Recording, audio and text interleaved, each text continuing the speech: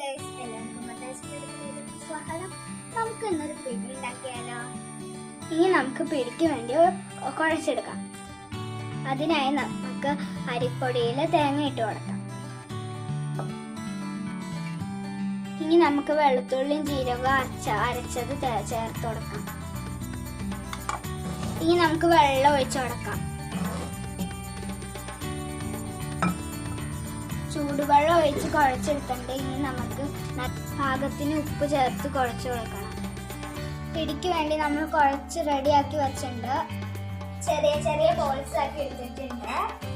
പിടി ഉണ്ടാക്കുന്നതിന് വേണ്ടി നമുക്ക് ഇനി തേങ്ങയും വെളുത്തുള്ളിയും ജീരകവും അരച്ചതും കറിവേപ്പിലയും വെള്ളത്തിലൊഴിച്ച് തിളപ്പിച്ചെടുക്കാം. വെള്ളം തിളച്ചിട്ടുണ്ട്. നമുക്ക് ഇതിനകത്തേക്ക് ആ ബോൾസ് ഇട്ട് കൊടുക്കാം കേട്ടോ.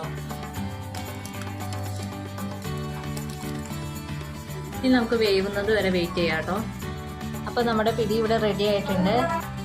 അപ്പൊ നമ്മുടെ ചിക്കൻ കറി ഇവിടെ റെഡി ആയിട്ടുണ്ട്. അപ്പൊ എല്ലാവർക്കും വീഡിയോ ഇഷ്ടപ്പെട്ടു.